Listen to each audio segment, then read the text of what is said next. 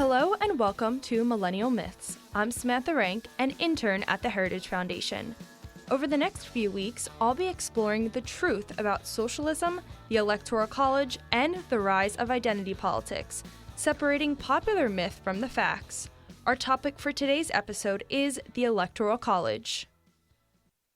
Abolishing the Electoral College has become a major goal for liberal politicians, especially following the 2016 election, in which Donald Trump won with nearly 3 million fewer votes than Hillary Clinton. It should come as no surprise that the left wants to abolish the system that lost them the election. Here's a clip of Senator Elizabeth Warren calling for just that. We've got to abolish the Electoral College. That's right. I think the way democracy works is when our elected officials come to ask everybody for their vote. And that means getting rid of the Electoral College. So I'm big on this. The senator, along with other liberal allies, say they want to make sure that every vote counts. But isn't that actually the purpose of the Electoral College? To make sure small states like Wyoming don't lose their voice to big cities like New York and Chicago? I recently took to the streets of Washington, D.C. to ask people their thoughts on the purpose of the Electoral College and any other takes they might have. Let's take a listen. Do you know what the Electoral College is? I do. Sort of. The Electoral College is pretty much, you know how we vote, but as well the states each pretty much, I can't remember the area, but they're pretty much, like they're the ones that technically vote. I didn't know that. Now I do. Do you favor the national popular vote or the Electoral College? To be honest, I feel like should be the national vote as well because it should be from all the population. I favor the national popular vote. I would say probably the popular vote. But the electoral, I understand it's more of like the majority of what the people, like what they choose for, because especially for the population, it's more like the majority, like California is more Democrat. Of course, they'll have electoral, like college will be just Democrats that will be voting for them, but as well, it should be more from the people, that like get their voices more out there. I'll favor the population, just for the fact that I myself haven't voted before, because I feel like my vote doesn't really count because someone else is actually voting. So I feel if the population gets favored, the government will like provide more education for everybody, so they know where, since they're gonna put that, privilege into the whole community. So Last question. If we were to eliminate the Electoral College, do you believe presidential candidates would still campaign in flyover states? I honestly don't know. Sorry. I feel like if you do get rid of it, they should be going more out of state because now it's like not just depending on those people, it's now depending on the whole population. So they should be going more to different states to get their voice out there. Just like, because like, hey, maybe you don't know where you stand, but let me show you where I stand and maybe you might agree with me. I think they would. I think that obviously without the Electoral College, there's going to be a greater focus on the places where people live the most, and I think that's fair. Obviously, the Electoral College benefit states that have disproportionately small populations, and I think presidents now with social media, with the 24-hour news cycle, are able to effectively campaign to people in large cities and small states very easily. All right, well, we're going to take a quick break, but don't go far. When we return, Jarrett Stepman of the Daily Signal will be on to discuss these answers and reveal the truth about the Electoral College. Overwhelmed by the 24/7 news cycle? Looking for a way to keep up with the news that matters? The Daily Signal podcast brings you the top news of the day, plus interviews with lawmakers, authors, Heritage Foundation experts, and more on the most important policy debates in America today. If you're a conservative who wants to be on top of the news, check out the Daily Signal podcast, available every weekday morning. Now in the studio with me is Jarrett Stepman. Jarrett is a contributor at the Daily Signal and co-host of the podcast, The Right Side of History. Thanks for being with me. Well, thank you for having me, Samantha. First and foremost, how do you react to some of the answers we just heard about abolishing the Electoral College?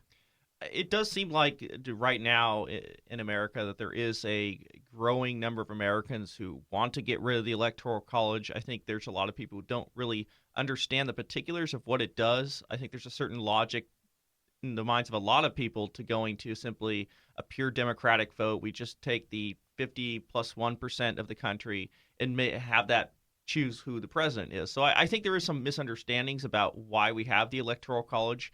I did find it interesting that this idea that, well, we'll get the more representative opinion of the country if we got rid of the Electoral College and we maybe just focused on urban areas, the place where the highest population is, in some sense that goes against the original intention of the Electoral College. I didn't really hear much about the intent of the founders, why the system was put in place to begin with. And I think that's where a lot of the misunderstanding comes in. I don't think people do understand why we have the system put in place, why it's worked for us for so long, over 2 centuries in this country.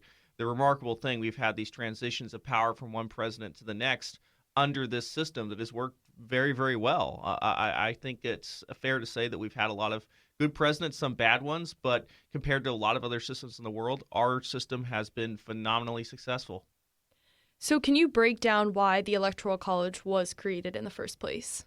Yeah, it was created initially. It was a compromise. That's the Constitutional Convention. It was defended very vociferously in Federal 68 by Alexander Hamilton. It was a system that was created to choose the chief executive of the nation. It was created to bring in a broad consensus from Americans on who that person should be. And it was a very state-based model. I think that's a key element of the system, is it was very much based on the different interests and different parts of the country. It wasn't just going to be the big states. It wasn't just going to be small states. It was a broad-based consensus so that people in Connecticut, people in Virginia would have their voices heard at those days through their legislators. I think people forget it was actually a less democratic system when it was created. Most of the time, legislators picked the Electoral College voters, not democratically. We've moved on from that since then, which I think is a part of our system that it does allow for a certain degree of change. But the founders really wanted to create this kind of broad-based system so that we had presidents who weren't just elected by one class of people. They were elected by many different people across the country. They took into account many diverse interests. And they thought that was the wisest way. They didn't think there was any perfect way to choose a president. And they ultimately decided against a kind of pure democracy, which ultimately the founders had a great deal of distrust about. They didn't think that was the best way to choose leaders. That they didn't think that was the best way to run the country. I think ultimately they've proved right over time. Besides President Trump, which other presidents throughout history have won the Electoral College vote but not the national popular vote? Yeah, there's only been a few, actually. Very famously in 2000, George W. Bush. We actually had Rutherford B. Hayes. Earlier on, we had one election in 1824 in which there was nobody won a majority, and actually election got thrown to the House of Representatives, which is even less democratic than the Electoral College system. That just goes to basically from each state, a congressman from each state casts a vote for president, was not representative of the popular vote at all. And that was a part of the system. The Electoral College in some ways is more democratic than that. So this has really happened, I believe, about 5 times in our history. It's been just kind of one of those things in history where the latest examples, of course, George Bush in 2000, a very closely contested election, and of course, 2016.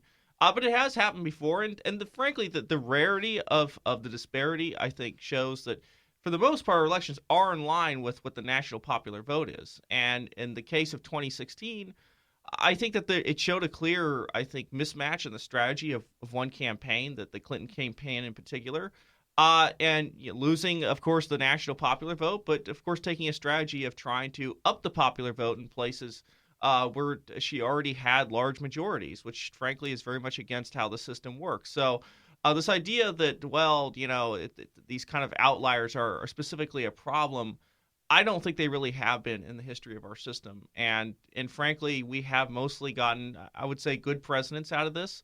And the idea that we've somehow, it's been wrong that we haven't had democracy, I would say, George Washington wasn't selected through democracy. He was a great president.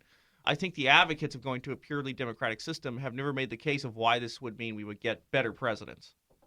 Why do you think people are so misinformed about the purpose of the Electoral College?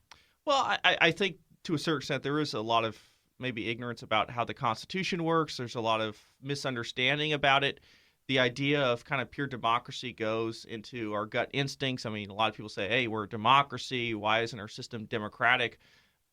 I would say if people really think about it, we don't have a single issue in this country, not one single issue, not one single elected person who is elected by the whole mass plebiscite of Americans. Every single one of our elections, whether it be senator, whether it be House member, when we pick our laws, we don't pick things by 50 plus 1%. We have this whole system. We have a system in the Senate. And given these things are under attack as well, things like the Senate. I mean, there are a lot of people in modern America who want to abolish it. They don't think it's democratic enough.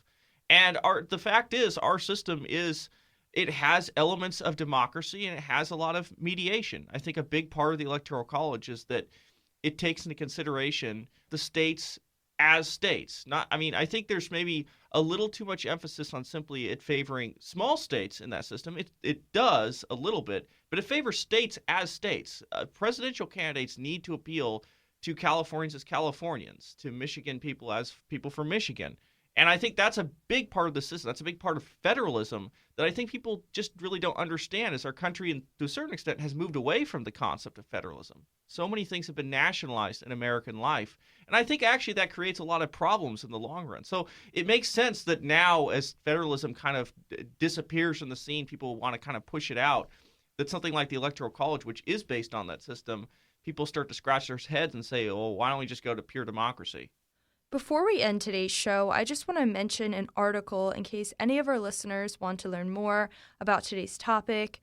The president of Hillsdale College, Dr. Larry P. Arnn, wrote this incredibly insightful article back in 2016 for the Wall Street Journal about the Electoral College, titled "The Electoral College is Anything But Outdated." Just to give you a preview of the article, this is one of my favorite paragraphs. It reads, quote, "This innovation is most directly responsible for the greatness of the United States. Think what the founders achieved. They invented a way of governing, and they extended it without benefit of kings or colonies across a vast continent, bigger than they could imagine, until they got to the other side 30 years later. The magnificent Northwest Ordinance granted free government to the territories, then representative and independent state government thereafter. Ruled from Washington, the nation could never have settled this land in freedom, nor made it so strong. The practical political equality that the American people have achieved depends entirely upon their ability to spread political authority across a vast area." Well, that's just one part of this article. Again, it's called "The Electoral College is Anything But Outdated." You can find it on the Wall Street Journal's website. It's by Dr. Larry P. Arnn of Hillsdale College. That just about wraps up this week's episode of Millennial Myths. Jarrett, thank you so much for joining me to discuss why the Electoral College is such a fundamental part of our country's political system. Be sure to tune in next week for a conversation on identity politics. Have a great week. Millennial Myths is executive produced by Samantha Rank, script edited by Lauren Evans and Daniel Davis, sound design by Samantha Rank. For more information, visit heritage.org.